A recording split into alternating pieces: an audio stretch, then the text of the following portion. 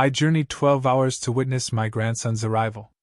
At the hospital, my son said, "Mom, my wife wants only her relatives here." He added quietly, "Don't push it. She never wanted you around." I left without a word. 3 days later, the hospital called. "Ma'am, the delivery bill is short by $10,000. I drew a deep breath and calmly said, "You know, there are moments in life that just shatter you. Moments so profoundly painful, they cleave your entire existence into a before and an after. For me, that moment hit me like a physical blow in the cold, clinical hallway of a New York hospital. I traveled 12 hours to be there, only for my own son to look me in the eyes I'd seen open for the first time 32 years ago, and utter 3 quiet words that ripped my heart wide open. "She's never liked you." Can you even imagine? I just stood there, frozen. The fluorescent lights flickered, nurses hurried past, their footsteps fading into a distant hum. All the hospital noises, the sounds of life, went completely silent. Something inside me just broke. Shards of hope, of dreams, of every sacrifice I'd ever made, splintered into a million pieces. I had just spent 12 grueling hours on a bus, sitting on a hard seat that smelled of oil and old food. 12 hours staring out a fogged window, watching towns and mountains blur by, all while my heart beat with one single, beautiful hope: meeting my grandson. I'd planned every detail, every imaginary touch. I saw myself holding that tiny, warm body, feeling the soft scent of his hair, his smooth skin against my cheek.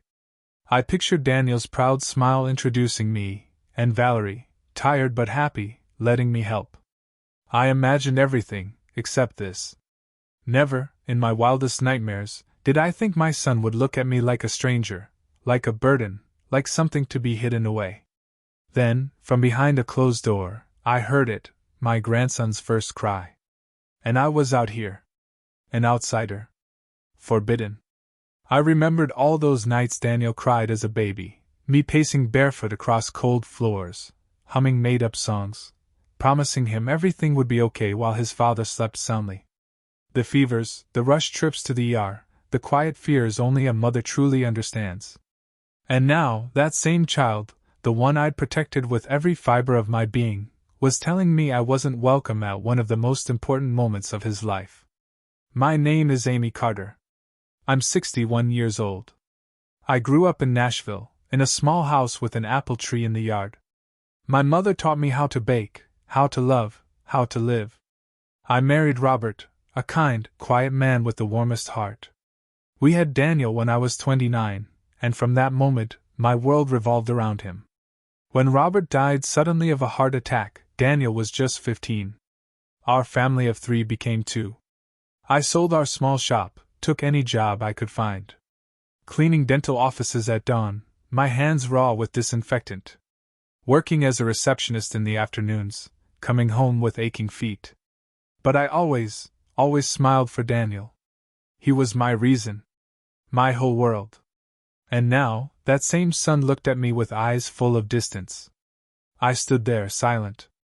Not because I had nothing to say, oh, I had a million things to scream.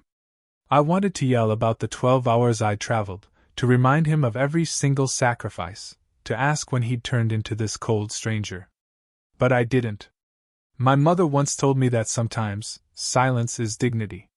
So I just nodded, swallowed the burning tears behind my eyes, and refused to let them fall.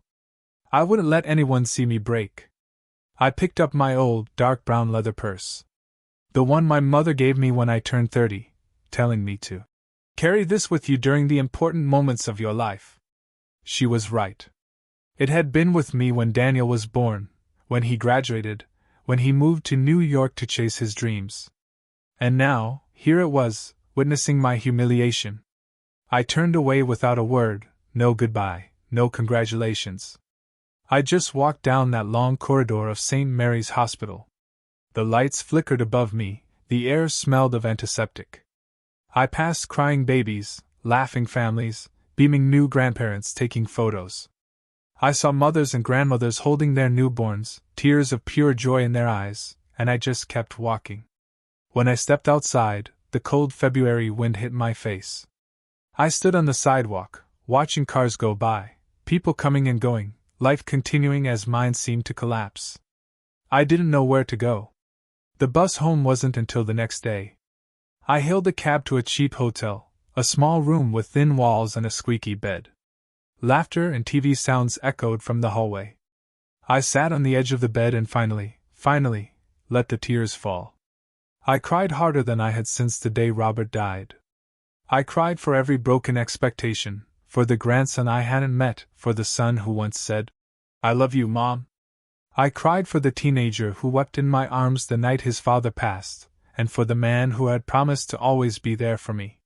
Where was that son now? When did he become this stranger? That night I couldn't sleep. I just stared at the ceiling, listening to the city hum, thinking about everything I'd lost. In the morning, I took a long, hot shower, trying to wash away the grief. I put on the navy blue dress I'd bought for the occasion, applied a little makeup, not because anyone would see me, but because I refused to look defeated. I went down for breakfast, wheat coffee and a stale pastry, but I couldn't eat. I spent the whole day wandering the city, looking in shop windows, sitting on park benches, watching families stroll by, mothers holding hands with their children, grandmothers laughing with grandkids. I felt completely hollow. By evening, I went back to the bus station and just sat there. Everyone else had someone picking them up. I had only an empty house waiting for me in Nashville. The bus pulled away. 12 more hours. But this time, I didn't stare out the window, dreaming of joy.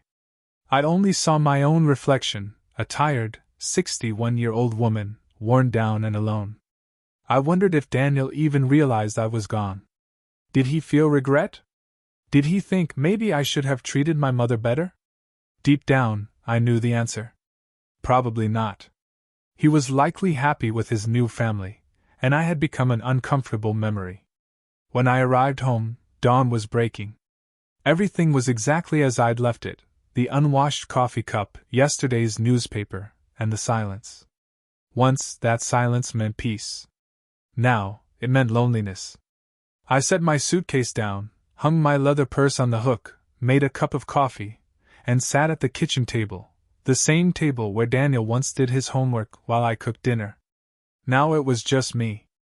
The house felt heavier than ever, and the silence pushed me back into the memories of how everything began. Sometimes, we trust the wrong people, and the price is a broken heart. There are memories we keep like perfect photographs, frozen moments from a time when life was simpler, when love hadn't hurt us yet, when motherhood felt natural and pure. Daniel was born on a stormy July morning, 32 years ago. Thunder shook the windows as I lay in bed, clutching my stomach. Robert, bless his heart, rushed around, fumbling for keys, trying to stay calm even as his hands trembled. "Calm down, Robert," I'd said. "We still have time." But we didn't.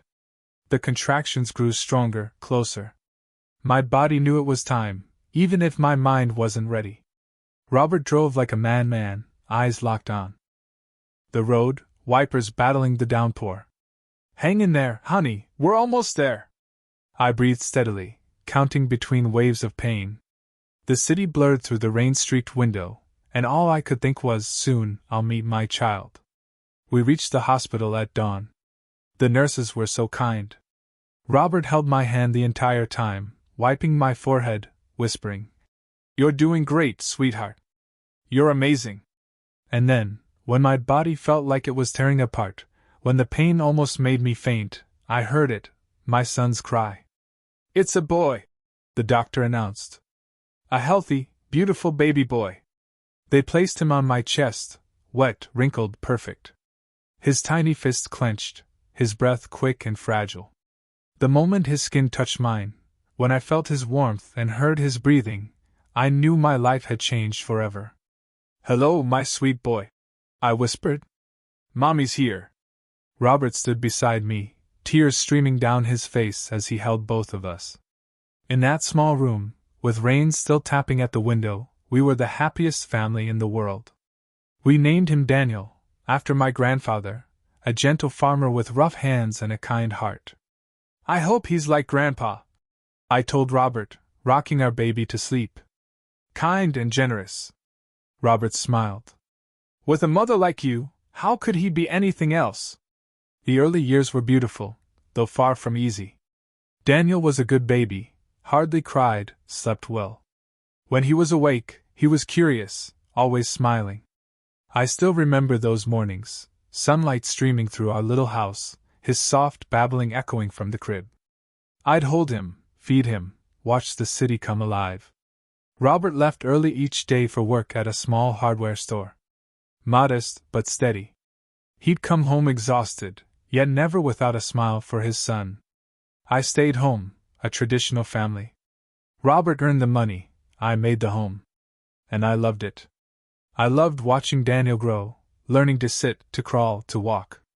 I loved hearing his first word. Mama. Of course it was. Mama. Because I was always there. When Daniel turned 2, he loved to help me cook, which mostly meant making a glorious mess. He'd stand on a little chair, stirring pots with all his might, flour flying everywhere, his face smudged as he laughed. And I couldn't help but laugh with him. We baked cookies, lumpy and uneven, but we ate them, calling them our masterpieces. One day, you'll be a better baker than me, I'd say. I just want to be like you, he'd answer. Our home always smelled of vanilla, cinnamon, coffee, and something warm baking in the oven. On Sundays, we'd go to the park, sit on an old blanket, watching Daniel chase pigeons, climb the slide. Robert and I would hold hands, feeling like we had everything. We're so lucky, he'd say. Yes, we are, I'd reply. And we truly were. Time flew. Daniel grew from the little boy in my arms to a teenager taller than me. In grade school, I was that mom, never missed a parent-teacher meeting, brought homemade treats for the fair, sewed costumes for plays.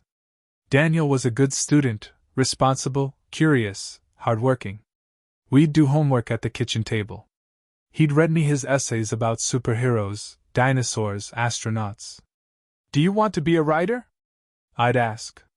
No, Mom, I want to be an engineer. He admired his uncle, a civil engineer, who patiently answered all his questions. How do bridges not fall down? Why do tall buildings stay standing? His uncle once told me, this kid's going places. And I believed it. But when Daniel was 15, our world collapsed. Robert died suddenly. No warning, no goodbye. That day had started like any other. He kissed my forehead. See you tonight, sweetheart. But that night never came. I got the call from the store. Mrs. Carter, please come to the hospital. I rushed there with Daniel. When the young doctor came out, his face drawn, I knew before he said a word. We're very sorry. We did everything we could. Your husband passed about 20 minutes ago. Daniel gripped my hand. Mom? I didn't know what to say, didn't know how to make him understand that his father wasn't coming back, that our family of 3 had just become 2. They let us see him one last time. Robert lay still, peaceful, as if asleep. Daniel stepped forward, gently touching his father's hand. Dad?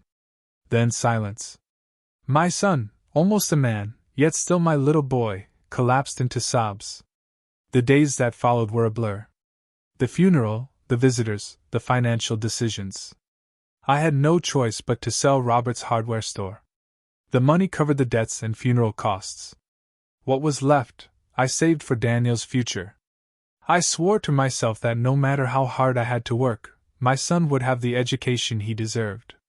I got a job cleaning a dental clinic, small pay, but it was work. I started at 5 a.m., scrubbing floors, bathrooms, windows, surrounded by the sharp smell of bleach. My hands grew rough. My back ached constantly. But I didn't complain. I had a son to live for. By 2 p.m., I'd leave that job and go straight to my evening shift as a receptionist. Answering phones, scheduling appointments, smiling at patients even when I was exhausted. I'd get home around 8 p.m., and Daniel would already have dinner ready, waiting for me with that familiar smile. How was your day, Mom? It was fine, sweetheart. How was yours? We'd eat together, talking about his classes, his friends, the little things that made up our days. In those quiet evenings, just the two of us at the kitchen table, I felt like maybe everything would be okay. We still had each other. And that was enough. Daniel graduated high school with excellent grades. He was accepted into the civil engineering program at the University of Chicago. They accepted you? I asked, holding back tears. We did it, Mom, he said, hugging me tight. You did it. I don't know what I'd do without you. You'll never have to find out. I'll always be here, I told him. And I meant it. His college years were hard, but full of pride for me. He studied late into the night, at the kitchen table, surrounded by books and a cold cup of coffee. Many nights I stayed up with him, making snacks, sitting beside him in silence. He was tired. I was tired. But somehow, that made me feel whole. Do you know what I want to do when I graduate? He asked one night. What's that? I want to build a bridge, a big one, that connects people. You'll do it. I'm sure of it. He smiled. And when I do, I'll name it after you. No, I laughed. Name it after your dad. He smiled softly. Then I'll name it after both of you. The Robert and Amy Bridge. That sounded better. Every Sunday, we'd still go to the park. No more old blanket, just long walks and quiet talks under the sun. We were a team, mother and son, against the world. Or at least, that's what I believed. In his final year of college, Daniel started talking about New York. More opportunities there, Mom. But it's so far. Not that far. Just a few hours by bus. You know I'll always support you, but I'm scared. You're everything to me. He took my hand. And you're everything to me, Mom. But I have to do this. I have to grow up. He was right. But that didn't stop my heart from aching. Daniel graduated with top honors. I sat in the front row, tears streaming, watching him receive his diploma. I thought of Robert, of how proud he would have been. I thought of all those nights mopping floors, all those early mornings. Every sacrifice had been worth it. 2 months later, Daniel got a job at a large construction company in New York. Good pay, great benefits. You did it, I said. We did it, he replied. I helped him prepare everything, apartment deposit, furniture, office clothes. I nearly emptied my savings, but I didn't regret a cent. It was for my son. The day Daniel left was one of the hardest of my life. I took him to the bus station, helped with his luggage, sat beside him in the waiting room. When his bus was announced, we hugged for a long time. Take care of yourself, sweetheart. You too, Mom. I'll call when I get there. Eat properly. Don't live on takeout. I know. And get enough sleep. Mom, I'll be fine. I'll miss you so much. I'll miss you too. He stepped onto the bus, found a seat by the window, and waved goodbye. I stood there, watching through the foggy glass, trying to memorize his face. The bus pulled away, shrinking into the traffic until it disappeared. In that noisy station, I felt completely hollow, the loneliest I'd been since Robert's death.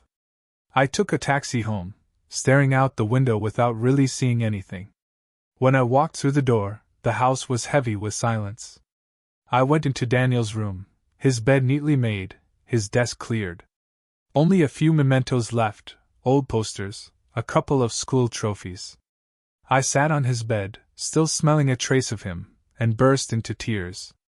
Tears for my son leaving, for the empty house, for realizing that for 17 years, I had lived only for him, and forgotten how to live for myself. I told myself, this is normal, Amy. Children grow up and leave. That's life. I tried to believe it, to feel proud, to tell myself I had fulfilled my duty as a mother, raising him until he could stand on his own. But deep down, I felt something else. The emptiness wasn't just from his absence. It was a quiet sense that something had changed forever. Maybe my son, the boy who once hugged me in the park, the teenager who cried in my arms when his father died, the young man who said, I couldn't have done this without you, was slowly disappearing. And the man growing up out there in the world would someday be someone I no longer recognized. For the first 3 months, everything seemed fine. Good enough for me to believe distance wouldn't break us. Daniel called every night after work, always at 9 p.m. No matter what I was doing, I'd answer immediately. Mom, it's me. How was your day? Good, sweetheart. How was yours? We talked about everything, his projects, his coworkers, the fast-paced city that still overwhelmed him. It's huge, Mom. So many people, so much traffic, so loud. Do you like it? I do, but it's exhausting. Sometimes I miss how quiet Chicago was. You can always come home. You know this house is waiting for you. I know, Mom. Thank you. I tell him about my work at the clinic, about Rosa, my old friend, about the weather, the neighbors, the small things in the neighborhood. Those simple conversations meant the world to me. They kept a thread between us alive. But weekends were the hardest. Saturday mornings, I'd wake to silence. The same silence that had once been filled with Daniel's footsteps, his music, his laughter. I'd clean the house, even though it was spotless. Cook, even though it was just me. Turn on the TV without really watching. Rosa often came by on Sunday afternoons. Amy, you need to get out more, meet new people. You can't just stay home waiting for Daniel's call. I'm not waiting. I just like the quiet. Quiet? She said softly, smiling sadly. That's loneliness. Maybe she was right, though I wasn't ready to admit it. Then one Tuesday night, Daniel didn't call. I waited until 9:30. Nothing. At 10 p.m. I texted, "Are you okay?" An hour later he replied, "Yes, sorry, Mom. I've been really busy." That's all right. Do you want to talk for a bit? I'm exhausted, Mom. Tomorrow. Okay. Okay. Get some rest. He called the next day, but only for 15 minutes instead of hours. Sorry, Mom, I have to finish something for work. That's fine, sweetheart. I understand. And I did. At least, I wanted to believe I did. Work was busy. That was normal. But then the calls became less frequent. Every other day, then every few days, then just once a week. The change crept in slowly, quietly, like the tide receding. You don't notice until you're standing on bare sand, wondering when the ocean disappeared. When we did talk, Daniel's voice sounded distant, drained. Are you okay? You sound tired. I'm fine, Mom. Just worn out. Are you eating properly? Yeah. Sleeping enough? Yes. Mom. Are you sure? A sigh. Mom, I'm fine. Just really busy. I understand. I don't want to bother you. You're not bothering me. But his voice said otherwise. I tried not to call too often, waiting for him to reach out first. But the gaps between calls grew longer. A week, then 2, once, 18 days. 18 days waking up each morning, hoping the phone would ring, checking messages over and over, wondering if I'd done something wrong, if I'd somehow made him tired of me. When Daniel finally called, I tried to sound casual. Oh, what a surprise, sweetheart. Hi, Mom. How are you? I'm fine. You just, really busy. Work's overwhelming. Too busy to call your mother? I joked, but my voice came out sharper than I'd meant. Silence. I'm sorry, Mom. I'm just overloaded. It's all right. I just miss you. I miss you too. But you have to understand, life here is different. I have a lot of responsibilities. I know. I'm not pressuring you. I just want to hear your voice. You will. I promise I'll call more often. But he didn't. The calls grew fewer, shorter, emptier. As if with every conversation, he drifted a little farther away. Now he no longer told me about his day, and he never asked about mine. The calls became shallow, like a task to check off. How are you? Fine, Mom. What did you do today? Worked. Anything new? No. Okay. Rest then. Sure. Take care, Mom. And the line would go dead. I'd sit there, phone still in my hand, feeling something invisible but real cracking between us. Then, during one of those brief calls, Daniel said something that made my heart skip. "Mom, I met someone." My heart clenched, but not from worry, from pure joy. My son had met someone. "Really? I'm so happy for you. Tell me everything." I heard genuine excitement in his voice. "Her name's Valerie. She's an architect. We work together." "That's wonderful, sweetheart. What's she like?"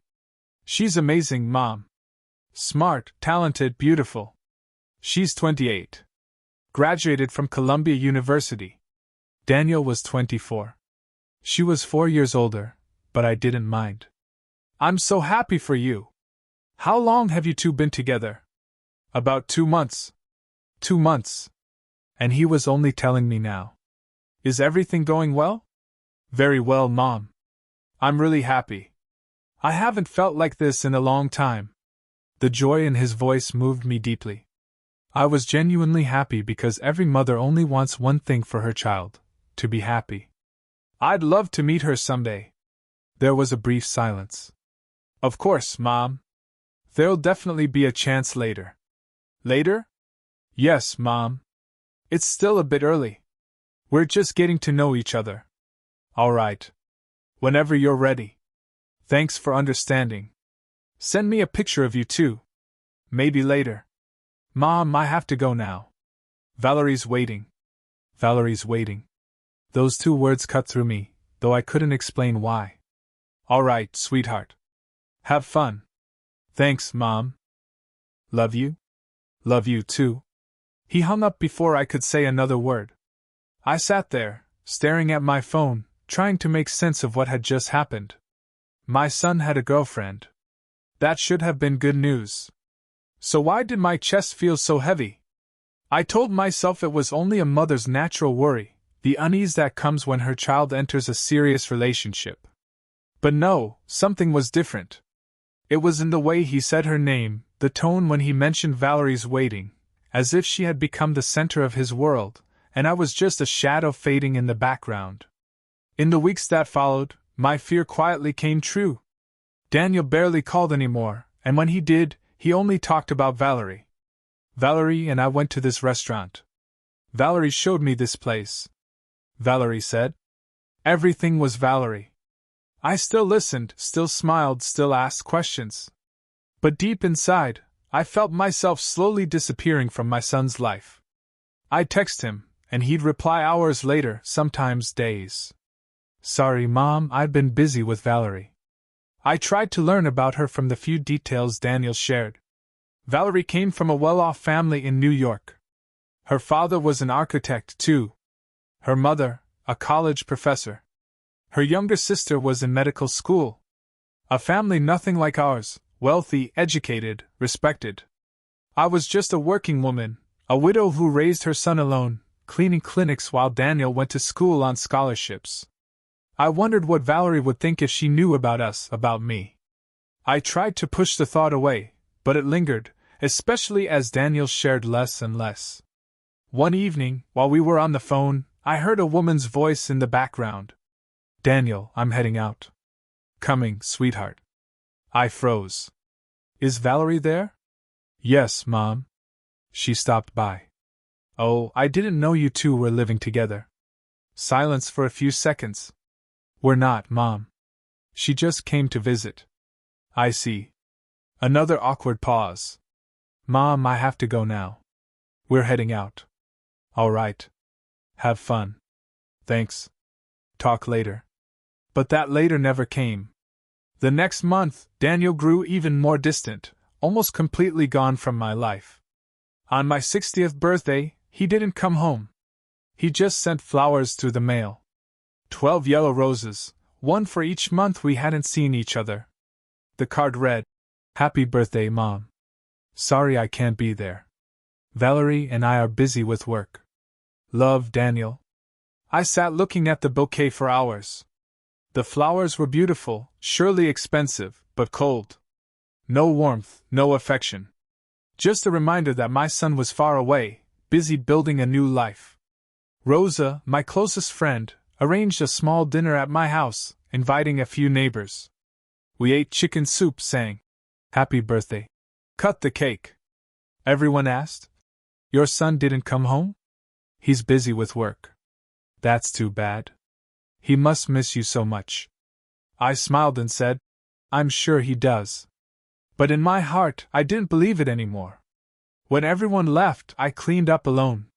The house was spotless, but my heart felt empty. I sat down with a cup of hot tea and looked at the vase of yellow roses on the table, and I allowed myself to admit what I'd been avoiding all along. My son was slipping away, and there was nothing I could do to stop it. Worse yet, I began to realize I might not be able to hold on at all. When someone decides something else matters more than you, no matter what you do, they'll still walk away. All you can do is watch them leave and try not to break. The roses wilted slowly, their petals turning brown and falling one by one. I should have thrown them away. Anyone else would have. But I kept them, letting them dry in the vase like proof of something I couldn't yet admit, that the boy who once called me every day, who used to say, "I couldn't do anything without you," was gone. At least, gone from me.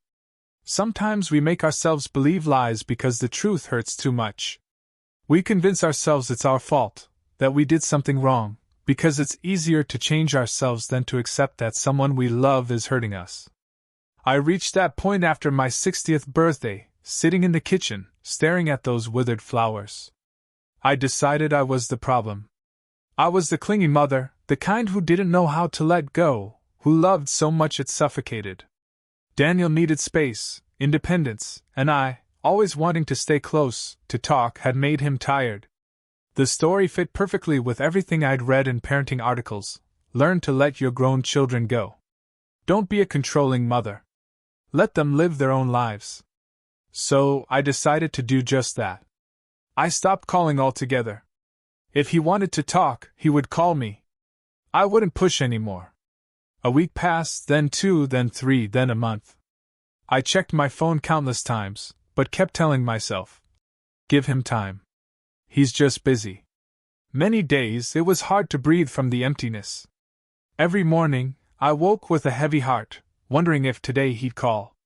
I went to work, came home, looked at my phone. Still nothing. Rosa noticed right away. "Amy, how long has it been since your son called?" "About a month." "Why don't you call him?" "I want to give him space. I don't want to bother him." Rosa looked at me with those eyes that had known me for 40 years. "Or maybe you're punishing yourself for needing him?" "No, I'm just respecting his space." "There's a difference between respecting space and erasing yourself from his life, Amy." "So, what do you want me to do? Call him and bother him?" "I just want you to remember missing your child isn't a sin." I stayed silent. Rosa sighed.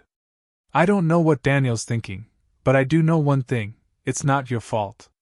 You're a good mother, one who always loved her son." I wanted to believe her. I really did. But blaming myself was easier. By the 5th week, the phone finally rang. It was Daniel. My heart pounded wildly. My breath quickened. I took a few deep breaths before answering, trying to sound calm, as if I hadn't been counting every day waiting for this call. "Hi, sweetheart." "Hi, Mom. How are you?" His voice was light, cheerful, as if nothing had happened. "I'm fine. And you?" "Good.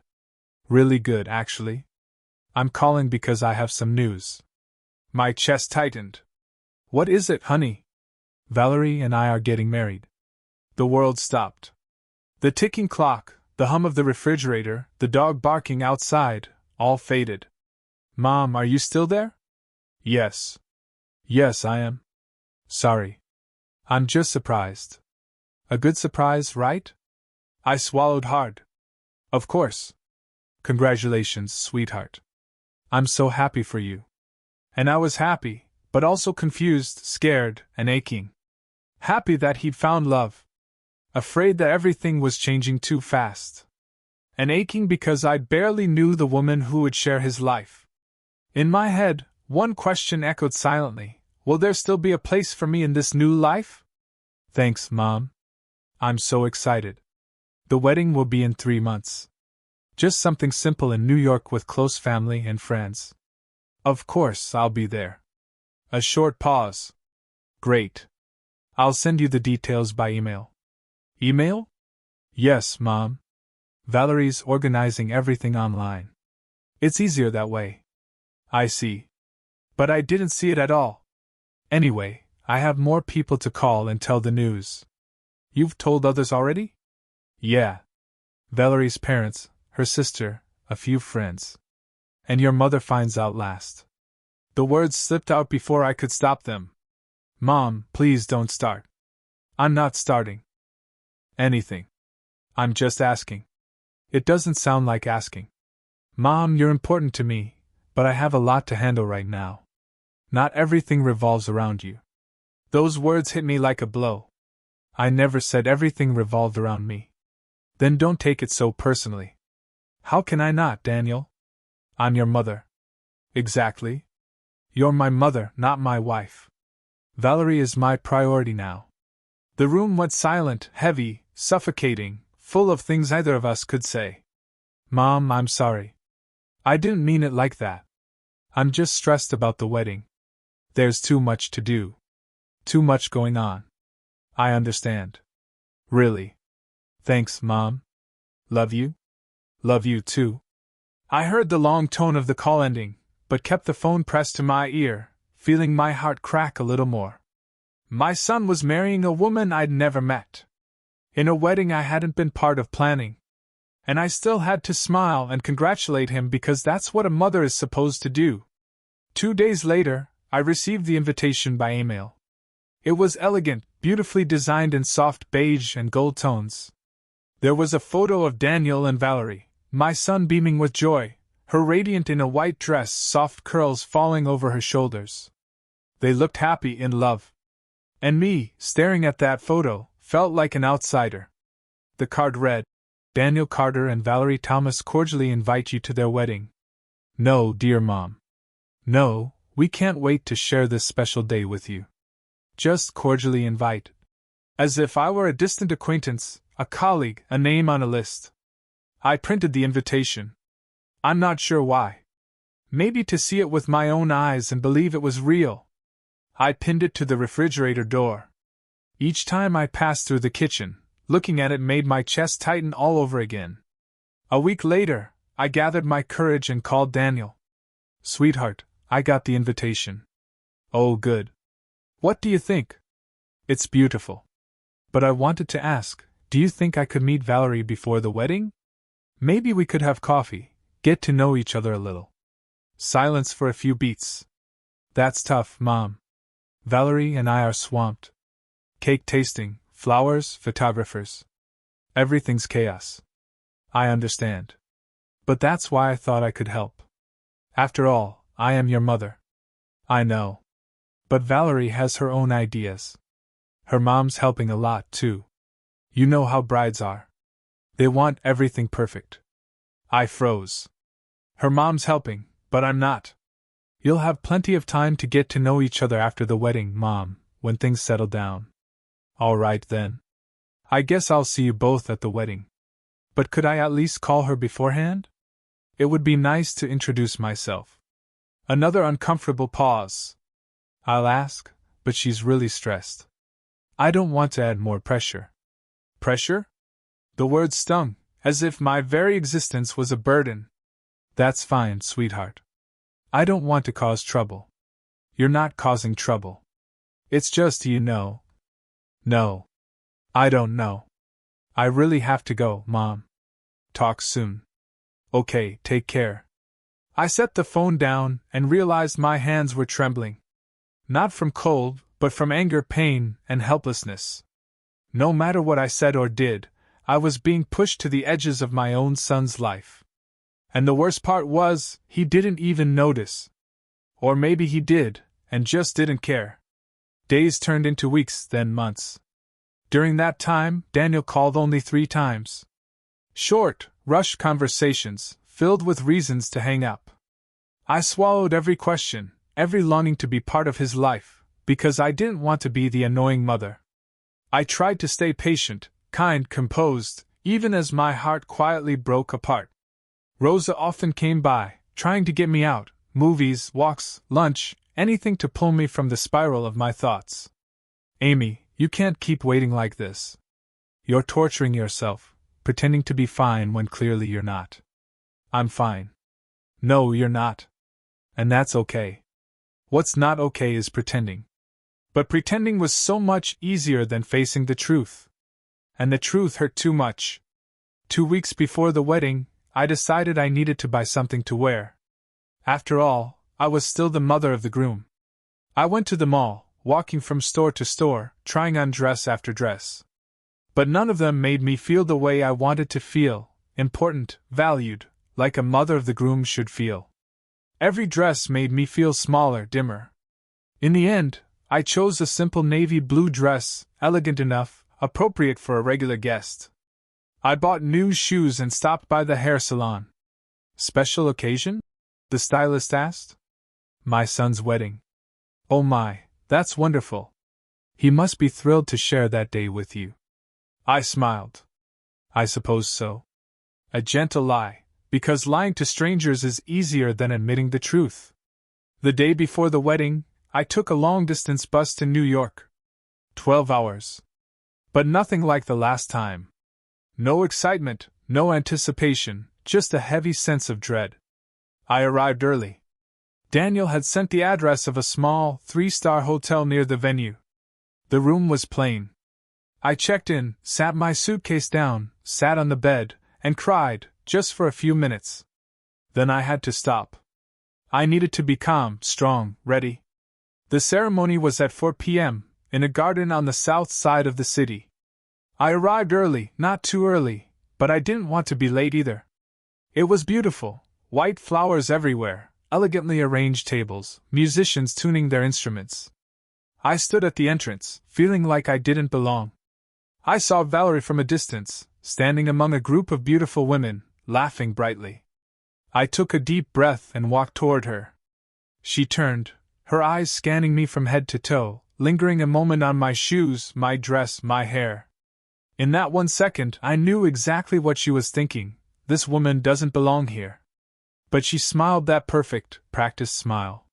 You must be Mrs. Amy, Daniel's mother. Yes, it's so lovely to meet you, Valerie. I leaned in to hug her, but it was a cold, polite gesture, more a formality than warmth. It's a pleasure to meet you. Daniel's told me so much about you. I doubted that, but I smiled anyway. You look beautiful. Thank you. The pause between us stretched. I'm sorry, I have to get back to the guests. You know how it is. And she walked away, not asking if I was tired from the trip, not introducing me to anyone. Just walked away. I stood there, in that glowing garden, surrounded by strangers, feeling utterly alone. I searched for Daniel. He was near the aisle, talking to a few men in suits. He looked happy. I walked over. I'm here, sweetheart. He turned, gave me a quick, awkward hug. I'm glad you made it, Mom. Thanks for coming. As if I had a choice. How do you feel? Nervous? Happy? Everything at once. That's normal, honey. Someone called him over. Sorry, Mom. I've got to greet the guests. I'll see you later. Okay. Of course. And I was alone again. I found my seat. Each chair had a name card. Mine was in the 3rd row. Not the first, not even the second. Those were for Valerie's parents, grandparents, aunts, uncles. I, the mother of the groom, sat in the 3rd row, among distant relatives and friends of the bride's family. I swallowed my tears. It's fine, I told myself. As long as Daniel's happy. But it wasn't fine. Not even close. The ceremony was beautiful. Daniel looked radiant. Valerie stunning. When they exchanged vows, I cried. Not just from joy, but from the ache of losing my son for good. After the wedding, everything fell quiet. Not the comforting kind of quiet, but the emptiness that makes you realize something precious is gone. Daniel called only once after, returning from the honeymoon, a week in Cancun that I'd already seen all over Valerie's social media, pictures of beaches, fancy restaurants, champagne glasses, smiles, kisses. I hit like on every post, commenting, "You two look amazing! Congratulations!" Valerie never replied, not once. When Daniel called, his voice was light, cheerful. "Hi, Mom. How have you been?" "I'm fine. How was the trip?" "Incredible. Cancun's beautiful. You should go sometime." I just smiled, biting back the thought, with what money? "And you? What have you been up to?" "The usual. Work and home. Nothing special." A long pause. "I just wanted to say hi. We're reorganizing the apartment. Valerie brought so much stuff. We're still sorting it all out." "That's fine, honey. Take care of your things. I'll call again soon. Whenever you have time." "Sure. Take care, Mom." The line went dead. 5 minutes. The whole conversation lasted exactly 5 minutes. I sat staring at the phone, the emptiness in my chest spreading wider. Days turned to weeks, weeks to months. Daniel called maybe once every 2 or 3 weeks. Short, shallow, hurried conversations. "How are you, Mom?" "I'm fine." "How are you and Valerie?"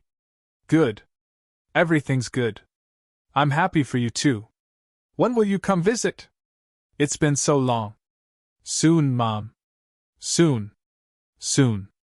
That empty promise he always used to quiet me. But soon never came. I tried to fill my long days. Rosa and I signed up for a knitting class at the community center. I learned to knit scarves, hats, then baby blankets. One day, Rosa asked, "Who are all these baby blankets for?" I answered without thinking, "For when I have a grandchild." Rosa just looked at me, saying nothing. We both knew that might be a long way off. Or so I thought. Then one Tuesday night, Daniel called with news that took my breath away. "Valerie's pregnant, Mom." The world around me stopped. The TV, the fridge, the traffic outside, all went silent. "Mom, are you there?"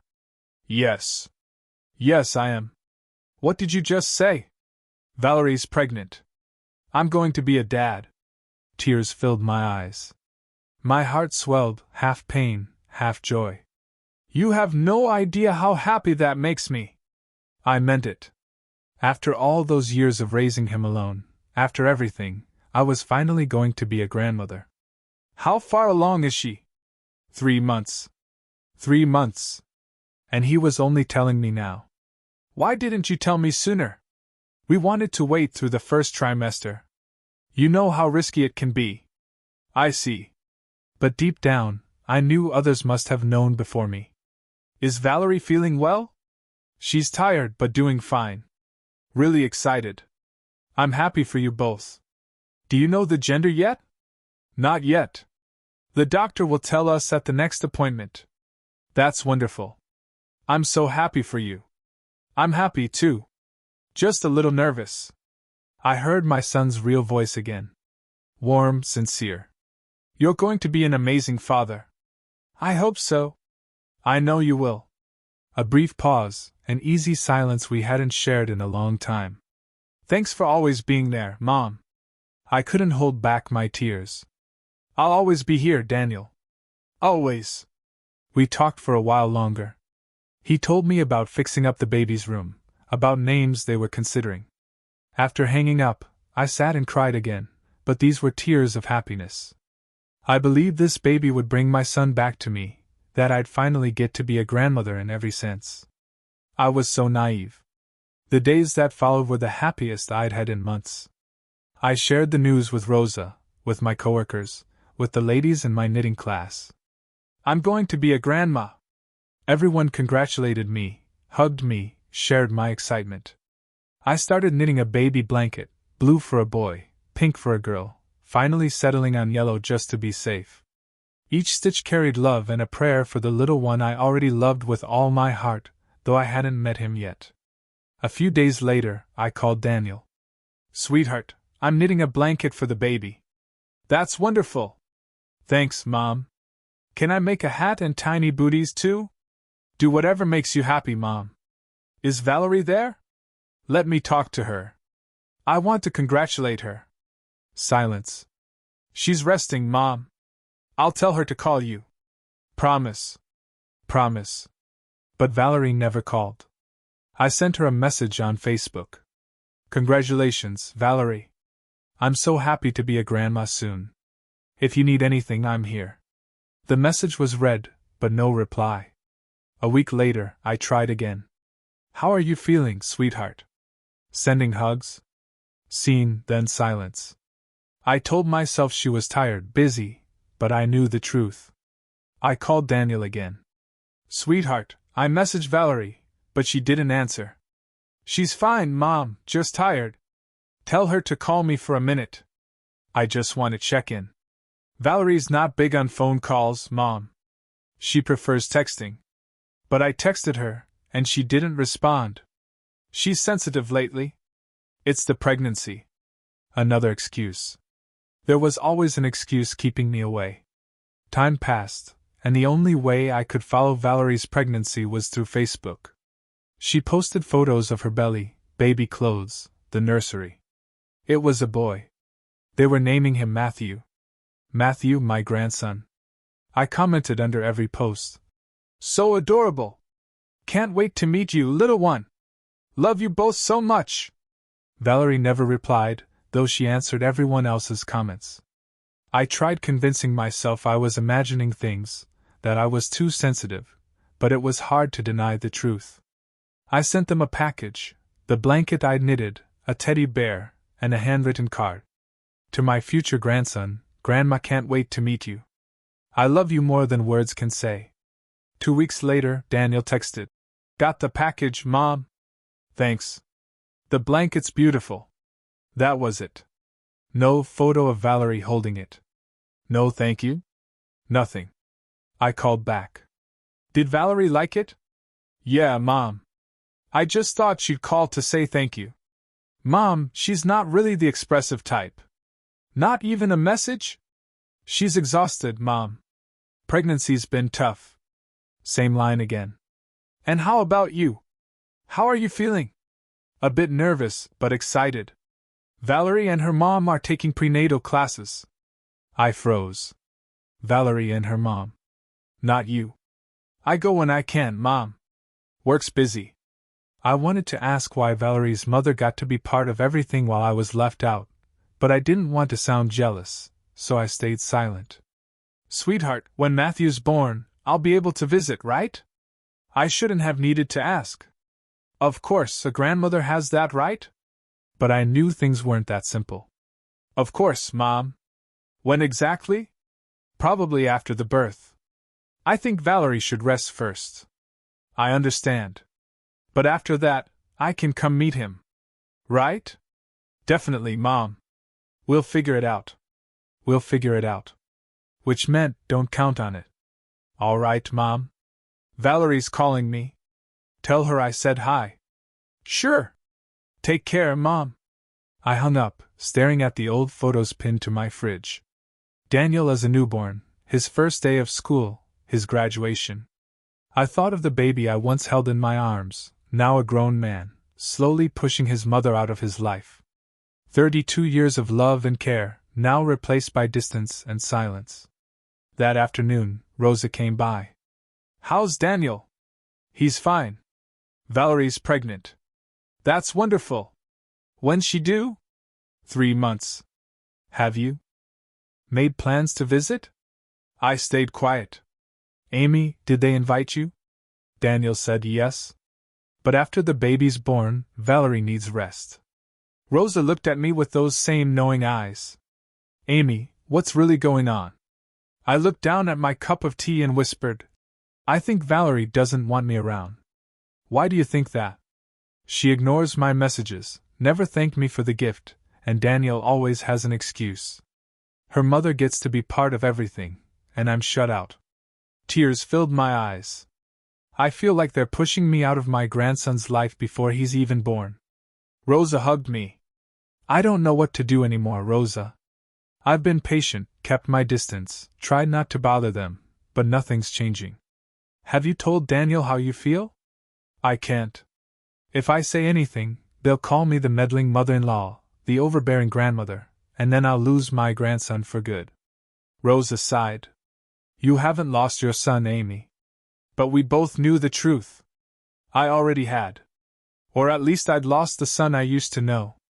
The boy who once called me every day, told me everything, made me feel like I mattered, no longer existed. The man he'd become treated me like an obligation, a task to manage, a problem to solve.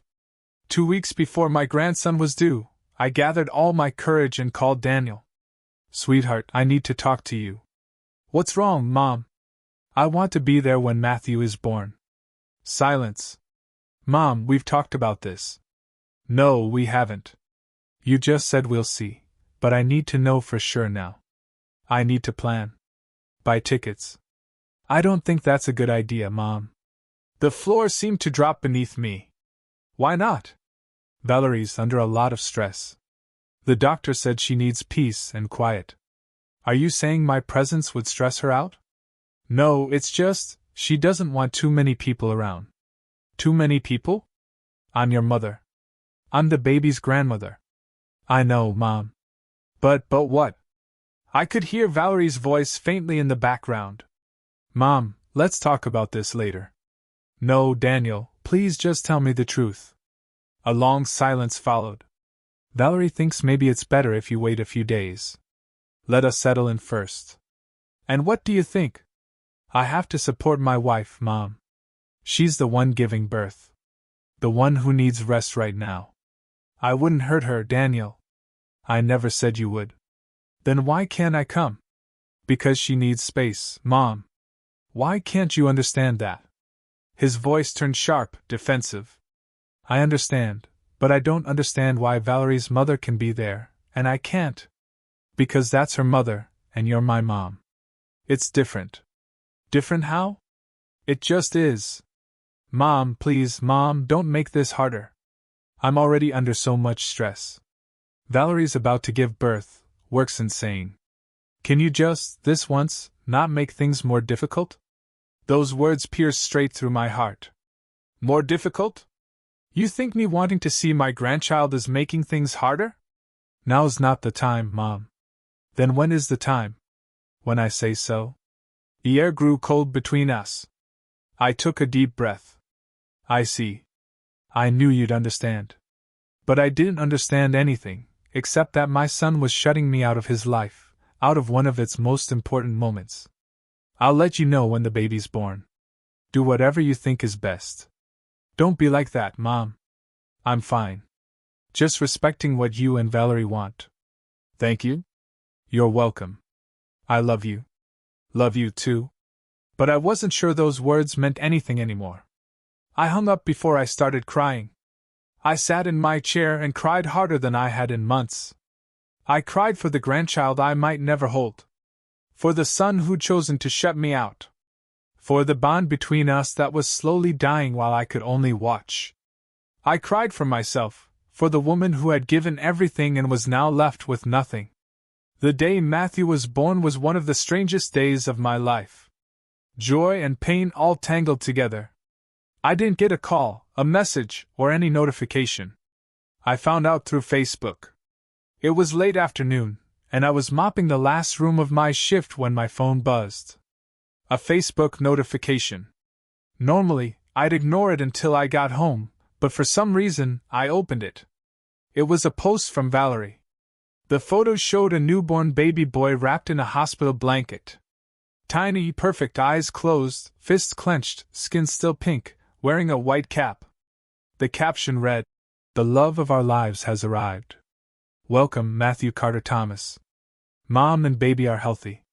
I froze in the middle of the room, still holding the mop, eyes fixed on the screen. My grandson's face appeared on my screen, and I realized I was seeing him for the first time like a stranger. Tears streamed down my face. I sank to the floor, gloves still on, and sobbed. A coworker walked in, alarmed. "Amy, what happened? Are you okay?" I couldn't speak. I just held up my phone. My grandson was born. That's wonderful. Then why are you crying? Because this is the first time I'm seeing his face, and it's on Facebook. Her face changed instantly. She understood everything. "Amy, she said, helping me up, taking off my gloves, leading me to the restroom to wash my face. Go home. I'll finish your shift. But there's still. It's fine. Go. Call your son. I grabbed my purse and left the clinic. I don't remember how I got to the bus stop or how I made it home. All I knew was that somehow I ended up sitting in my kitchen, phone in hand, zooming in on my grandson's photo, memorizing every detail. He had Daniel's nose, a high forehead, tiny hands that looked just like my son's when he was little. He was beautiful. I zoomed in further. His lips, his cheeks, the curve of his little fingers. There were hundreds of comments under the post. Congratulations to you both. He's adorable. Welcome to the world, little one. I didn't comment. I didn't know what to say or if I even had the right to say anything when I'd been excluded from the moment. Then I saw a comment from Valerie's mother, my beloved grandson. Grandma loves you with all her heart. Welcome to the world. So she had been there. In the delivery room, beside Valerie. Maybe even the first to hold Matthew. Everything I had dreamed of doing. I scrolled down. Friends, coworkers, relatives, all congratulating them. Everyone knew. Everyone was celebrating. Everyone except me, the grandmother who found out last. I waited. 1 hour. 2 hours. 3. Staring at my phone, waiting for Daniel to call, to text, to say just one sentence, Mom, my son is here. But the screen stayed silent. By 8 p.m., I couldn't take it anymore. I called him myself. 6 rings before he answered. Mom. His voice sounded tired but happy. I saw the picture. Congratulations, sweetheart. Oh, thanks, Mom. Is Valerie okay? She's fine. Exhausted but good. It was a long labor, but everything went well. I'm so glad. Matthew's beautiful. Thank you? Silence. He didn't mention how I found out. Didn't apologize. Didn't explain. Nothing. Daniel, why didn't you call me? I heard him sigh. I'm sorry, Mom. Everything happened so fast. Valerie went into labor early this morning. We rushed to the hospital. By afternoon, she delivered. And then we had paperwork and settling into the room.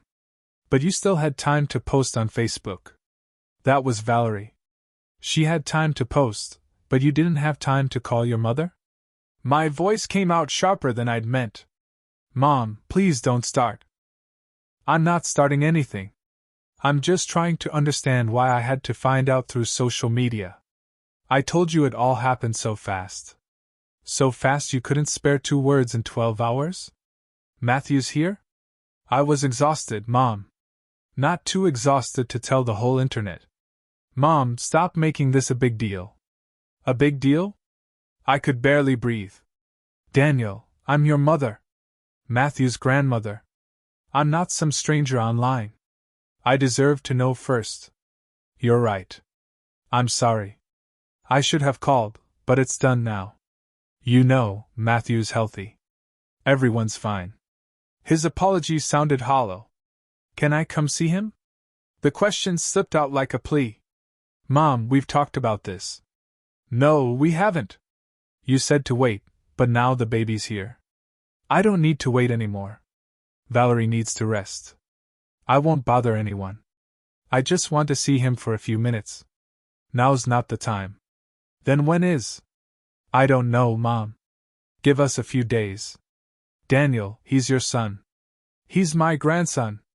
Please, just respect that. I do respect you, Mom, but you can't come right now. Why not? Because Valerie doesn't want visitors. And there it was. He'd finally said what I'd known all along. She doesn't want, even her mother-in-law? She only wants close family around. I am close family, Daniel. I said it softly, but my voice trembled with tears. Valerie's family, her parents, her sister, they were close family. I was not. Mom, enough. I don't want to argue. Just give me some time. I'll tell you when you can visit. My eyes burned, but I held back my tears. I wouldn't cry on the phone. All right, Daniel. Thanks for understanding. But I didn't understand a thing. Take care of yourself, son. You too, he said, then hung up. I sat in the kitchen, still holding the phone, feeling the world crumble around me. Over the next 2 weeks, I followed my grandson's life through Facebook. Valerie posted every day Matthew sleeping, yawning, his tiny hand wrapped around someone's finger, lying in his crib, nursing. Each photo looked like it belonged in a magazine. In some, that other woman, Valerie's mother, appeared. One picture showed her holding Matthew, beaming with pride. The caption read, "With the best grandma in the world. Thank you, Mom, for being here from day one. I couldn't have done this without you." I stared at that picture for hours. That grandmother got to hold him, be there, beloved, and appreciated. And I sat hundreds of miles away, staring at a screen, invisible, unnecessary, forgotten. At first I still left comments, so precious. "Grandma loves you. Wishing you all the best." Valerie never replied, though she responded to everyone else. After a few days I stopped. What was the point? Even my presence online wasn't welcome. Rosa, my best friend, started coming over almost every day. She always found me sitting at the kitchen table, eyes glued to my phone, staring at photos of a child I wasn't allowed to touch. "Amy, this isn't healthy." "I know. Have you talked to Daniel?" "He told me to be patient. Said I'd get to meet the baby soon." "It's been 3 weeks." "I know. And you're just going to sit here and wait? What else can I do?" "You can speak up, set boundaries, tell him this isn't fair. If I do that, they'll shut me out completely." "Amy, they already have. What else can they take from you?" She was right. But I was still afraid of losing whatever little I had left. By the 3rd week, I decided to try one more time. I texted Daniel. "Sweetheart, it's been 3 weeks. Please let me come see Matthew. I promise I won't be a bother. I just want to hold him once, that's all." It took him 4 hours to reply, so let me talk to Valerie. 2 days later, another message, "You can come this weekend, but just for 1 day. Valerie's still recovering and doesn't want too many visitors." 1 day. Just 1 day to meet my grandson. But it was better than nothing. "Thank you, sweetheart. I'll be there." I booked the bus ticket that same night. The trip would take all night, and I'd arrive early Saturday morning. I packed a small bag, even if I was only staying for a day. I picked out nice slacks, a light blouse, and flat shoes, comfortable but neat. I wanted to look put together, to show Valerie I wasn't some shabby old woman, that I was someone respectable, someone worthy of dignity. I brought a few gifts, a pale blue outfit embroidered with tiny bears, a new knitted blanket with Matthew stitched on it. And inside my purse, I placed an old photo of Daniel at 5 years old, hugging me in the park. I didn't know why I brought it. Maybe because I needed something to remind me of the son who once loved his mother. Friday night I boarded the bus. 12 hours, staring out the dark window, imagining the moment I would finally hold my grandson, see his tiny face, feel his baby's soft skin, breathe him in. I had dreamed of that moment for 9 months. Saturday morning, I arrived in the city, changed clothes in a public restroom, brushed my hair, sprayed a little perfume, and put on some light makeup, even though my hands were trembling. Daniel had told me to meet them at St. Mary's Hospital, where Valerie had a pediatric appointment. I called a cab. The traffic was terrible, but I made it. In the waiting room, I saw Valerie holding Matthew, my son sitting beside her, eyes glued to his phone. My heart pounded so hard I could barely breathe. I walked toward them slowly, as if approaching something sacred. "Daniel." He looked up, his face a mix of surprise and unease. "I'm here." He just nodded. Didn't stand up. Didn't hug me. "Good morning." I smiled and turned to Valerie. She glanced at me from head to toe, examining every detail before giving a small, polite smile that didn't reach her eyes. "Amy, how nice you made it. Thank you for letting me come." My voice came out softer than I wanted. I looked down at the baby in her arms. "Matthew, my grandson, you're beautiful." "Thank you." May I hold him? Valerie tightened her arms around the baby. He's asleep. If I move him, he'll wake up and fuss. That's okay. I can wait. I sat down beside them, trying to keep things light. Daniel stayed focused on his phone. Valerie stared straight ahead, and I stared at the baby, trying to glimpse his little face through the blanket. How are you feeling? I asked quietly. Fine, just tired. That's normal. The first days are always tough. Yeah. Silence. Is he feeding well? Yes. Sleeping okay? More or less. Each answer short, cold, a reminder that she didn't want to talk to me. 20 heavy minutes passed. Finally, Matthew stirred, opening his eyes, making a soft sound. Now maybe I can hold him? I asked, hopeful. Valerie held him tighter. He's hungry. I need to feed him. She stood and walked straight to the restroom before I could say another word. I sat there with Daniel, humiliation washing over me. How are you doing, sweetheart? I'm fine, Mom. But he didn't look at me. Valerie stayed inside for half an hour. When she came out, the doctor called their name. They both went in while I stayed behind, like a stranger in the waiting area. 45 minutes later, they came out. Valerie was talking to the doctor about the next appointment, holding Matthew. Daniel walked beside her, carrying the bag. Neither of them looked at me. I hurried to catch up. How did it go, honey? Everything's great. Matthew's healthy, growing fast. That's wonderful. Maybe we could go to your place. I'd love to see where you live. Daniel and Valerie exchanged glances. Actually, Mom, Valerie's tired. We were going to grab something to eat and then rest. I can come along. They exchanged another look. My family's coming over this afternoon, Valerie said, meeting my eyes. It'll be crowded. That's okay. I'd like to meet them. It wouldn't be comfortable. It'll be noisy. You'll get tired. I will too. She said it like she was being considerate, but I knew they just wanted me gone. I looked at Daniel, hoping he'd say, Mom, you're my mother. Of course, you can stay. But he only put his hand on my shoulder and said softly, Mom, please don't make this harder. Those same words again. I felt something break inside me. All right. I answered, my voice strange even to myself. I understand. Really? Daniel said, relieved. Yeah, thanks, Mom. I knew you'd understand. We stopped at a cafe near the hospital. I ordered a sandwich I couldn't swallow. The conversation was stiff, awkward. Valerie nursed the baby at the table, pulling a blanket over her shoulder. I turned my head to give her privacy, though all I wanted was to look at the child. An hour later, Daniel checked his watch. Mom, it's getting late. We'll take you to the bus station. I had traveled 12 hours, met them for 2, and now they were sending me back. So soon? Valerie needs to rest before her family comes over. I nodded. Outside, Daniel hailed a taxi. And it was in that cab that I finally held my grandson. 5 minutes.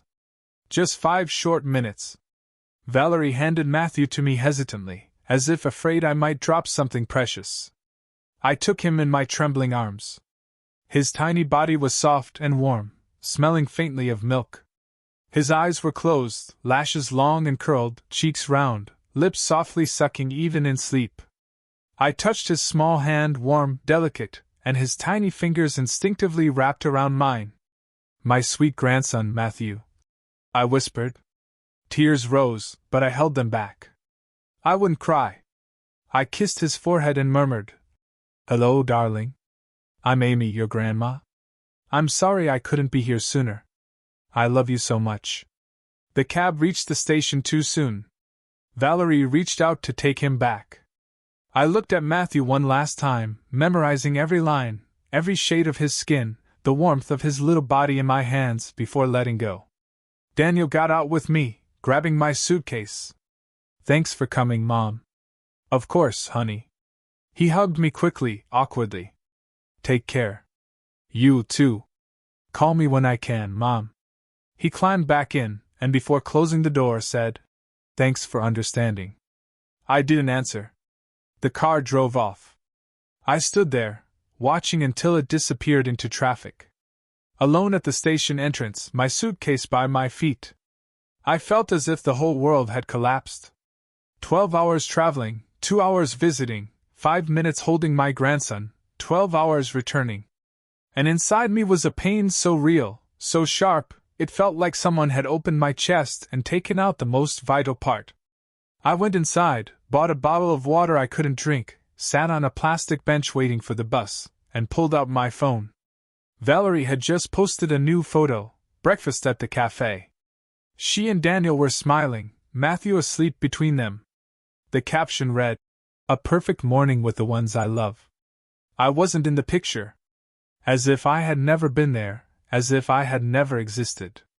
And right there, in that crowded, noisy bus terminal, I finally understood everything. They didn't want me in their lives. Valerie would never accept me, and Daniel had made his choice. My son had chosen to erase his mother. The bus arrived. I boarded, found a window seat. During the long ride home, I didn't cry. I didn't even look outside. I just took out the old photo of Daniel at 5 years old hugging me in the park and stared at it for hours. I tried to remember when everything had changed. When the boy who once needed his mother became the man who saw her as a burden. When love turned into obligation. When I became invisible in his eyes. I got home at dawn, the first light slipping through the taxi window. The house was exactly as I'd left it, quiet and empty. I sat down my suitcase, hung my purse by the door, and sat at the kitchen table, the same table where Daniel and I once shared meals, laughter, and even tears. I made a cup of coffee, not because I was hungry, but to fill the silence. And right there, in that familiar kitchen, sipping the bitter coffee, my life changed. The phone rang. A strange number from New York. My heart tightened. Maybe Daniel. Maybe he regretted everything and wanted to apologize. I picked up. Hello? Is this Mrs. Amy Carter? It wasn't my son's voice. It was a woman's professional, detached tone. Yes. Speaking. Good morning, Mrs. Carter. I'm calling from the finance department at St. Mary's Hospital. My blood turned cold. We need to clarify payment for Mrs. Valerie Thomas's delivery bill. Your daughter-in-law. She continued. Insurance covered most of the charges, but there's a remaining balance of $10,000 for the private room, special medication, and additional procedures. Your son, Mr. Daniel Carter, listed your phone number as the emergency contact for payment. Emergency contact for money. He hadn't called me in 3 weeks. Hadn't let me near when my grandchild was born. Had given me only 2 hours to visit and 5 minutes to hold him, but he'd given them my number to collect the bill. Mrs. Carter, are you still there? I breathed slowly, my heart pounding. Everything rushed back. The years of cleaning houses from dawn to pay his school fees. The sleepless nights when he was sick. The store I sold so he could go to college. Every drop of sweat, every tear, every sacrifice that put him before myself. I thought of how he'd treated me, how he'd pushed me away. Humiliated me again and again. And now, another humiliation, turning me into an ATM, as if money were my only worth. Can you make the payment this week? The woman asked briskly. I took a deep breath. Something inside me shattered, but not from pain. From awakening. Mrs. Carter, we need a response. Otherwise, we'll have to start legal procedures, which could affect your son's credit. My voice came out calm, steady, clearer than ever. I don't have any family in New York. A pause. I'm sorry, but according to our records, you're the mother of patient Daniel Carter. Then your records are wrong. I cut her off. My voice unfamiliar even to me. Then he made a mistake. I don't have a son named Daniel Carter. I don't have any family in New York, and I have nothing to do with the bill you're calling about. But ma'am, goodbye. I hung up. I set the phone down on the table. My hands were shaking, my heart pounding, but I felt something. I thought I'd lost strength, control. I felt myself returning to myself. For the first time, I said no to my son, and nothing fell apart. The sky was still blue. I was still breathing. 3 days passed, and Daniel didn't call. 3 days of complete silence. I didn't turn my phone back on after that call. I left it on the kitchen table, powered off, a reminder of the choice I had made. On the second day, Rosa stopped by. Have you talked to Daniel? No. Maybe he'll call when the hospital tells him I didn't pay. And when he does, I don't know. But I did know. I just wasn't ready to say it out loud. On the third day, I turned my phone back on. 27 missed calls, all from Daniel. 15 messages, starting urgent, then desperate, then angry. The first, Mom, I need to talk to you now. Please call me. The third, Mom, the hospital said you refused payment. What's going on? The seventh, Mom, this is serious. Call me back. The 10th, I can't believe you did this. Call me now. The last, Valerie was right about you. You're always selfish. I read that word again and again. Selfish. The woman who worked 2 shifts for years. The woman who sold her late husband's store to send her son to college. The woman who scrubbed floors, reeking of bleach so her child could have a future. Now I was selfish. There were 2 voicemails. The first was strained, almost pleading. Mom, please call me. The hospital's pressuring us. I don't understand why you told them you have no family here. What did you mean by that? Please call me. The second was cold. Never mind. We'll find another way to pay. But you should know this says a lot about you after everything we've been through. I can't believe you do this when we need you most. Valerie was right. You've always tried to control me with money, but it won't work this time. I didn't call back. I didn't respond. The next week, Daniel kept calling, less often, but still trying. I stayed silent until I received an email. The subject line read, "We need to talk." I opened it and read slowly. Mom, I don't understand what's happening. I don't understand why you're not answering. I don't understand why you told the hospital you have no family here. Do you know how embarrassing that was for us? Valerie cried. She felt humiliated when the hospital contacted her directly. We just had a baby. We're trying to adjust, and you do this. Dad used to say family helps each other in hard times. That we can rely on each other. I've always helped you when you needed it. When Dad died, I was there for you.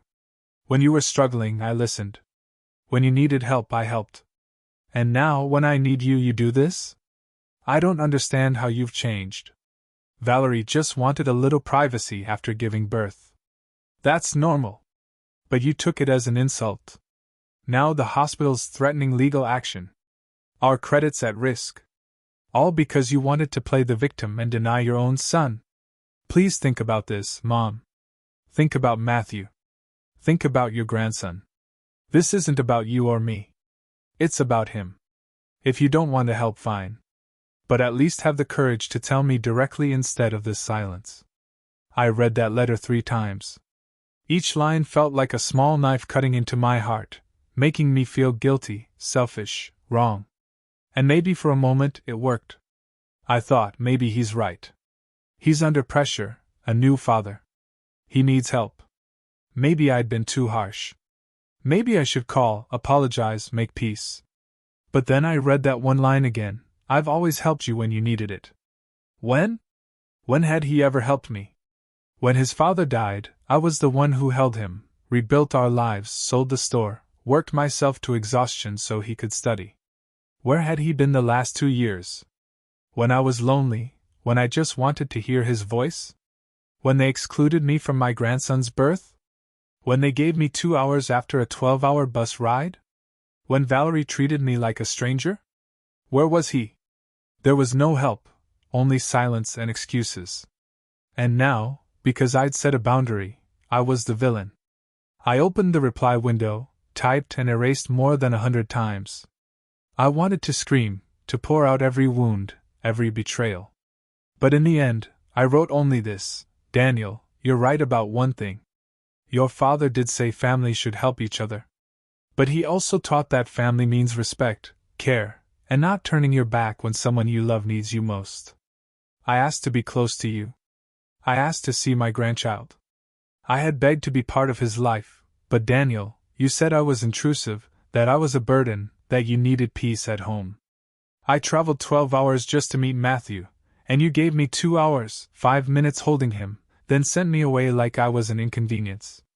You never called when he was born. I found out through Facebook. You never included me in anything unless it involved money.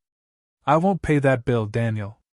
Not because I don't love you or care about Matthew, but because I can't let you keep treating me as if my only worth is financial. I'm your mother. I deserve respect.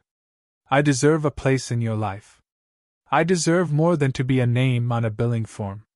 I hope you and Valerie find a solution, but not at the cost of my dignity. If someday you truly want a real relationship with me, one where I matter to you, I'll be here. Until then, I wish you both the best. I sent the email before I could regret it, then shut down the computer. 2 hours later, a reply came, but I didn't read it until the next morning. Can't believe how selfish you are. Valerie was right about you from the start. Goodbye. That was it. No thought, no effort to understand. No apology. Just, Valerie was right. And, goodbye. The weeks turned into months. Daniel didn't call, didn't text. I didn't reach out either. At first, it was hard. Some days I picked up the phone, one tap away from calling, but I stopped. Some nights I wondered if I was wrong. But Rosa kept me steady. Amy, you didn't do anything wrong. You just set a boundary. That doesn't make you a bad mother. It makes you a woman with self-respect. I slowly learned to live with the silence. I stopped checking Facebook, stopped searching for Matthew's photos, stopped wounding myself with glimpses of a life I wasn't part of. I focused on myself again. I returned to the knitting class, took morning walks, spent afternoons with Rosa. I reread old books that once brought me joy, stories that helped me forget the pain for a while. And little by little, I began to feel something like peace. Not happiness, not yet, but peace. And for now, that was enough. 6 months after my last conversation with Daniel, Rosa asked me, "Do you regret it?" I thought for a long time before answering. No, I don't. Why not? Because for the first time in my life, I chose myself. And that's worth more than any relationship I have to beg love for. Rosa smiled. That's the Amy I know. But life has a strange way of surprising us. Just when I had started to breathe again, to live more lightly, the phone rang. A number from New York. This time, I didn't hesitate. Hello? Is this Mrs. Amy Carter? Yes. Hello? I'm Fernanda Ruiz, a social worker from St. Mary's Hospital. St. Mary's Hospital. Yes? Please don't worry. Your daughter-in-law, Mrs. Valerie Thomas, was admitted in an emergency 2 days ago. She suffered a severe mental breakdown. She's stable now, but we need a family member to temporarily care for the baby. The baby? Yes, Matthew. 1.5 years old. Your son is here with his wife, but he can't take care of both her and the child. He listed you as the second family contact. Second, not first. My son is still there? Yes. Would you like me to transfer you to him? No. The word came out instinctively. I understand, but we really need someone to pick up the baby. He's at a temporary care center, but they can only keep him until tomorrow morning. After that, we'll have to contact another agency. I closed my eyes. 1.5 years without speaking, without seeing, without hearing from them. 1.5 years of rebuilding peace. And now this. Mrs. Carter, what happened to Valerie? According to her file, she's suffering from stress, anxiety, and postpartum depression. She needs rest and treatment. Your son is by her side, but they're facing financial difficulties. He lost his job. They've been living with Valerie's parents. Tensions have been rising, and now everything has collapsed. You're their last option. I stayed silent for a few seconds. Can you come for the child? I thought of Matthew, the innocent baby born into chaos. I thought of Daniel, how he had hurt me, pushed me away, and only reached out when he needed something. I thought of myself, the woman who had spent a year healing and finding calm again. Then I made my decision. I'll come. Because he was my grandson, and I would go on my own terms. I took the night bus. Another 12-hour trip, but this one was different. I wasn't begging. I was going because I chose to. When I arrived at the hospital, dawn was breaking. Daniel sat in the waiting room, exhausted, shirt wrinkled, dark circles under his eyes. When he saw me, he broke down and hugged me. Mom, I'm sorry. You were right about everything. I just placed my hand on his shoulder. Where's Matthew? At the care center, a few blocks away. Let's go. On the way, he told me everything. He'd lost his job in New York, moved in with Valerie's parents, and everything fell apart. Valerie's depression, their marriage breaking down. I treated you terribly, Mom. I made you feel invisible. Now I understand. When we arrived, Matthew was playing with a toy car. He looked up at me, curious. Hi, Matthew. I'm Amy. I stepped closer. He hugged me, small, shy, and in that moment, something inside me healed. In the months that followed, I took care of Matthew while Valerie received treatment and Daniel worked temporary jobs. I lived in their small apartment, cooking, cleaning, caring for my grandson. 2 weeks later, Valerie was discharged. When she saw me, she burst into tears. I'm sorry. I was scared. Scared I wasn't good enough. Scared you judged me like my own mother did. That's in the past. No, not yet. But I want to make it right. Please give me a chance. I gave her that chance. It wasn't easy. There were painful talks, tears, but we learned to rebuild. Not perfectly, but honestly. Daniel learned that a marriage can't survive by cutting out family. Valerie learned that fear and pride can destroy everything. And I learned that my worth doesn't depend on how much others need me, but on whether they respect me. Life has its own way of restoring balance. Daniel, who once pushed me away, thinking he was protecting his happiness, nearly lost everything. His job, his home, his pride. And he realized that shutting out those who love you only leaves you lonelier. Valerie, who once saw me as a threat, crumbled under the weight of her own pride. She learned that perfection is impossible, and that the help she once rejected was the very thing she needed most. And I, the woman once treated as invisible, became the one to catch them when they fell, not out of revenge, but because I chose to. The years that followed changed everything. Daniel found stable work. Valerie continued therapy. I visited often, but always kept boundaries. Matthew grew up knowing he had a grandmother who loved him and who also loved herself. One day, Valerie told me, my mother was never gentle. I swore I'd never let anyone hurt Matthew like she hurt me. But in trying to protect him, I hurt you instead. Thank you for not giving up on us. On the anniversary of that hospital call, Daniel phoned. Mom, the day you said I don't have family that broke me, but it also woke me up. It was the best thing you ever did. Justice didn't come through revenge. It came through lessons. Daniel learned that respect must be earned, not demanded. Valerie learned that pride only brings loneliness. And I learned that letting go with dignity is stronger than clinging in despair. A few years have passed. Matthew is now 4.5. Every time I visit, he runs to me shouting, Grandma Amy. I don't have to beg for hugs anymore. I'm no longer the second choice. I'm his grandmother, and that's enough. Daniel and I talk every week, real, honest conversations. Valerie and I aren't close, but there's respect, and that's worth more than any forced affection.